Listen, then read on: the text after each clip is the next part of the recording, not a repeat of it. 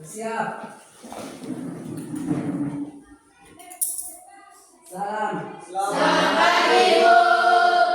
Selamat pagi untuk kita semua. Selamat pagi, Bu. Jadi sebelum kita mulai dengan materi kita pada pagi hari ini, saya akan memperkenalkan nama saya yang merupakan SPD Universitas Uki Saraswati PTG Ibu Tahap 3. Apa kabar hari ini? Baik. Baik. Sebelum kita mulai dengan materi kita pada pagi hari ini, saya minta satu teman kita dalam doa.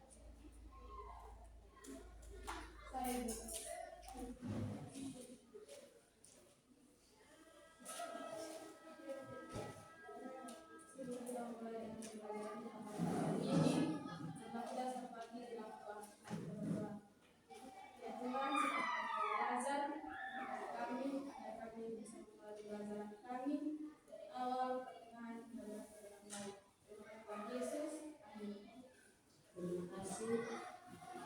Saya minta satu orang untuk kita lagi. Silakan Endro. Semua bangun berdiri. Baik, kita akan menyanyikan sebuah lagu Garuda Pancasila. 1, 2, 3. Garuda Pancasila, akulah pendukungmu. Patriot proklamasi, setia berkorban untukmu. Pancasila dasar negara, rakyat adil makmur sentosa, pribadi bangsaku. Ayo maju, maju, ayo maju, maju, ayo maju, maju. Saya akan absen dulu. Adi Tana, Adi Jalan, Adi Lukas, Adi Said, Adi Kasimbala, Rifan Kalapapur, Endro Nisa, Adi Ibu Sabat, Auna Fatifu, Iben Tolinokas, Nelson Snaib, Keba Sabat, Marcelo Asbanu, Marteda Benu, Derianto Kauser, Lupri Gulmau, Nur Sembarteto, Omar Genohalan, Orni Manu, Pascal Atonis, Randi Sai, Mustari Tusi. Baik, sebelum kita mulai dengan materi kita pada pagi hari ini, saya akan mengecek kebersihan di kelas. Apakah di kelas sudah bersih? Sudah. Terima kasih, supaya kita belajar kita bisa nyaman di dalam kelas.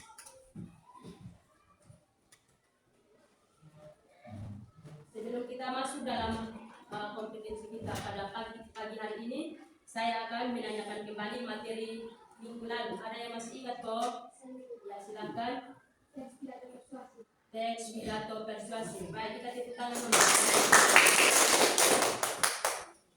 Baik, materi kita pada pagi hari ini dengan kompetensi dasar 3.1, yaitu mengidentifikasi informasi dari teks laporan percobaan yang dibaca dan didengar atau percobaan sederhana untuk zat berbahaya pada makanan, adanya vitamin pada makanan, dan lain-lain. Sedangkan indikator pencapaian kompetensi kita pada pagi hari ini terbagi atas 3 bagian. Yang pertama, menjelaskan pengertian dari teks laporan percobaan. Yang kedua, menjelaskan fungsi teks laporan percobaan. Yang ketiga, menganalisis ciri-ciri teks laporan percobaan. Baik, sebelum kita masuk dalam inti materi kita pada pagi hari ini, saya akan memutar salah satu video cara membuat telur asin. Jadi saya mohon untuk adik-adik bisa perhatikan video tersebut.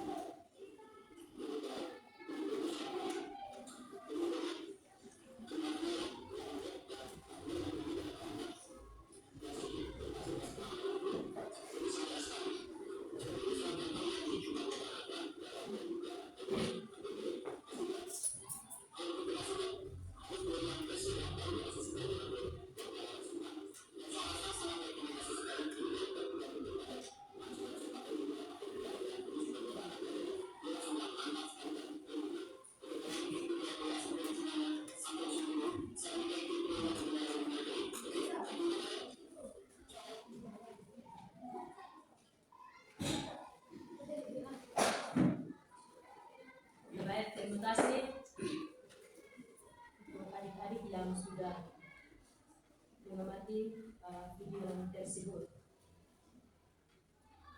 Setelah adik-adik mengamati video tersebut, apa yang kalian amati?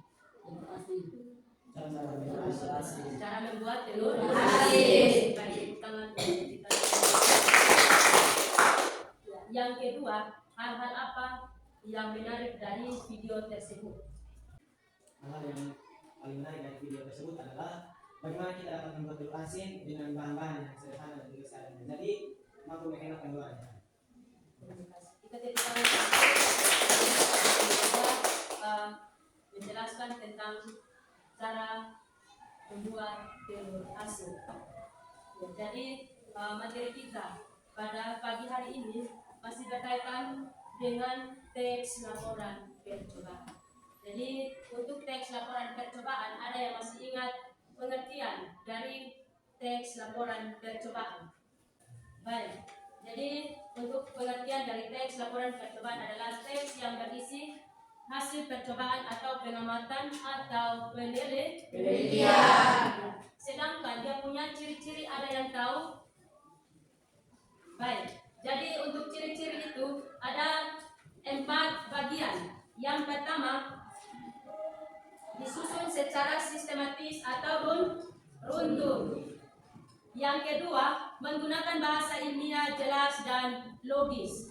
Yang ketiga, berisi fakta dan bukti-bukti yang dihasilkan dari teks laporan percobaan. Dan yang keempat adalah bersifat objektif dan tidak memihak. Ya, itu ciri-ciri dari teks laporan percobaan. Sedangkan struktur laporan percobaan itu terbagi atas 5 bagian. Yang pertama itu ada pendahuluan. Ya. Yang kedua, landasan teori atau kajian pustaka. Yang ketiga, metode percobaan. Yang keempat, data atau hasil percobaan. Yang kelima adalah kesimpulan. Yaitu struktur dari laporan percobaan. Ya, sedangkan manfaat itu ada 3 bagian. Yang pertama, teks sebagai bentuk komunikasi ilmiah dengan orang lain. Yang kedua, teks sebagai cara untuk berbagi pengetahuan. Yang ketiga, teks sebagai cara untuk berkontribusi pada literatur ilmiah. Itu manfaat dari teks laporan percobaan. Baik, saya akan minta kalian duduk berkelompok dan saya minta kita buatkan 3 kelompok untuk kita diskusi.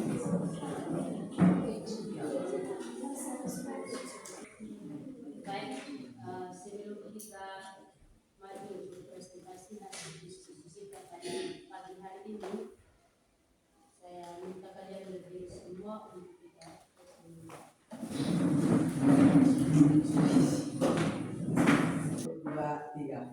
Tepuk mantap, mantap. Sekali lagi, mantap. Berkali-kali, mantap, mantap, mantap. Silakan kelompok 1 maju di presentasi hasil diskusi kalian. Kelompok 1 tadi yang silakan kelompok 1 maju di depan untuk presentasi hasil diskusi. Baik, terima kasih atas kesempatan yang diberikan kepada kami. Kami telah berusaha untuk mempresentasikan hasil diskusi kami. Pada kesempatan saya berikan. Soal cara untuk menyiapkan telur asin. Yang pertama, menyiapkan bahan dan alat. Bahan yang disiapkan adalah garam dan telur. Sedangkan alat yaitu panci dan toples.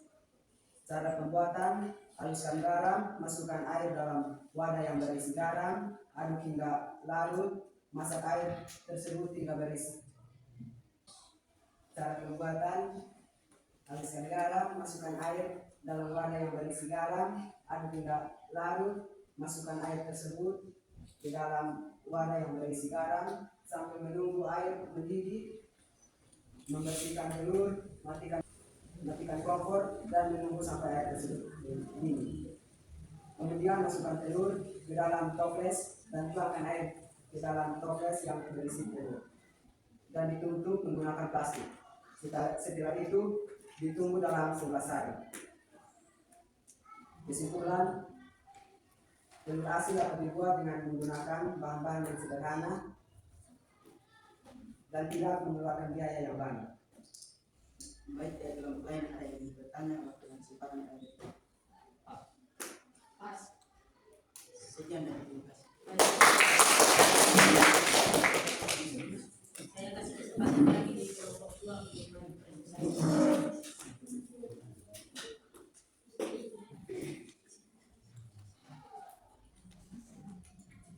Baik, terima kasih atas waktu dan kesempatan yang diberikan kepada kami.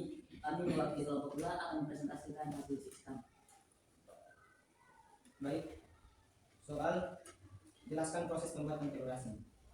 Bahan dan alat: telur bebek, garam, air, wajan, plastik, karet, kompor, pisau, plastik berisi air dan juga toples. Langkah-langkah pengerjaannya yaitu tuangkan garam dan air ke dalam wajan, panaskan air dan garam hingga mendidih dan tercampur rata. Sambil menunggu air mendidih, bersihkan telur lalu simpan dalam toples. Tuangkan air garam di dalam toples dan berisi telur. Tutup telur dengan plastik berisi air, lalu lapiskan dengan plastik dan ikat dengan karet. Tunggu sampai 10 hingga 11 hari sampai air garam dapat diserap oleh telur. Dan setelah itu telur asin siap direbus, dan setelah mendidih tiriskan dan telur asin sudah bisa dimakan. Kesimpulan dari kami, dari proses di atas kami sudah bisa membuat telur asin. Semoga presentasi ini bermanfaat. Sekian hasil presentasi dari kami. Terima kasih. Saya kasih kesempatan lagi di kelompok 3.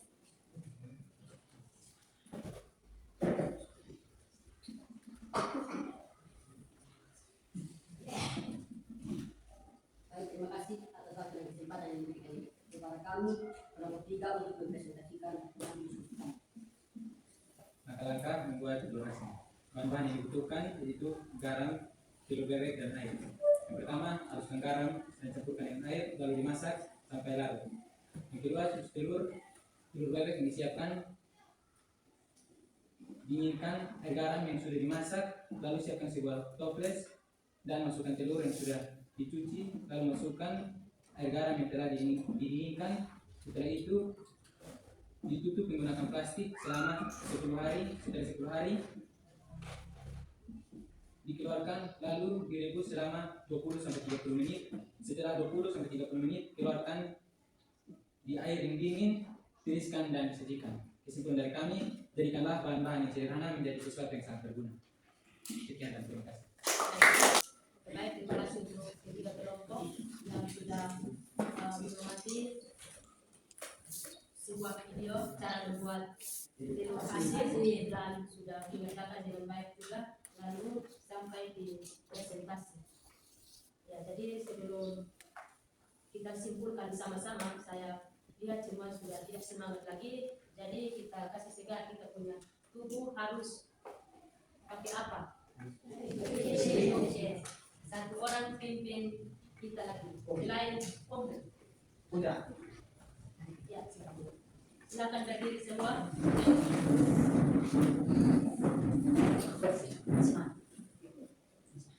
Ikut semangat.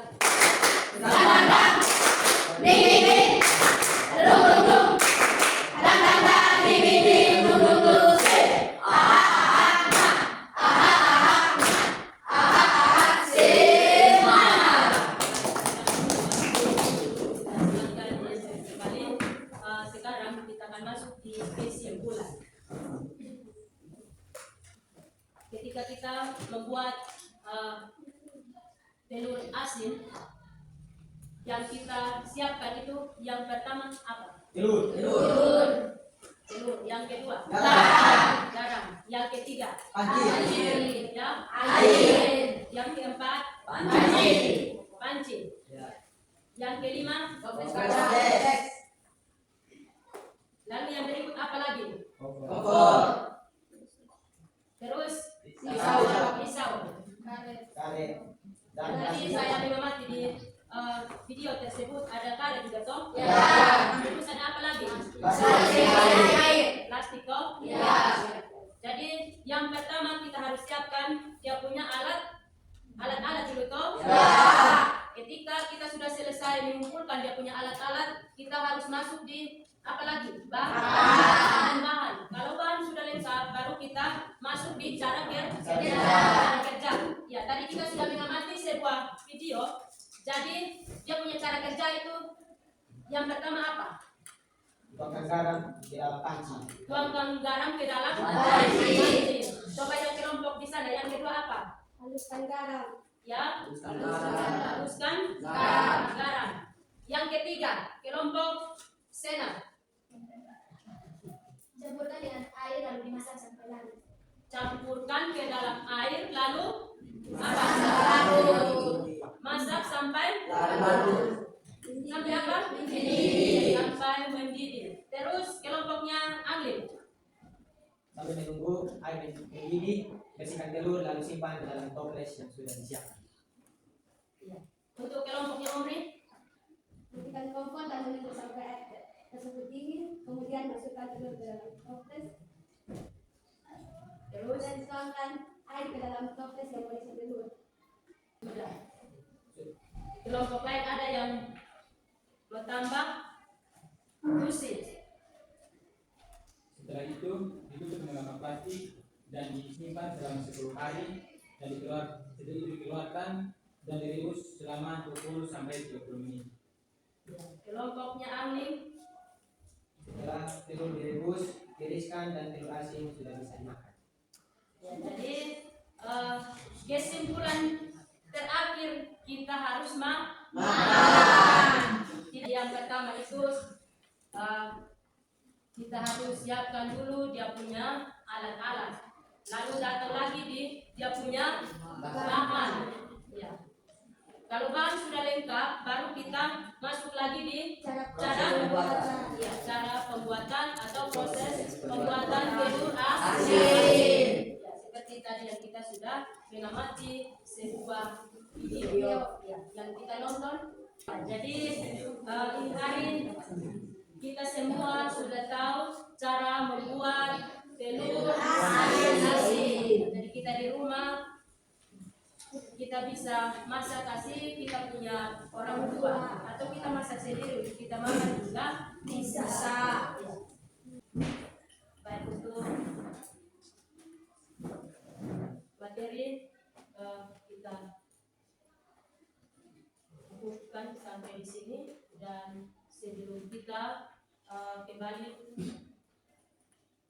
saya akan kasih tugas untuk pertemuan kita di minggu depan. Dan materi kita untuk minggu depan yaitu teks tanggapan. Jadi untuk tugas di situ ada 5 nomor. Nomor 1, apa yang dimaksud dengan pokok-pokok isi informasi?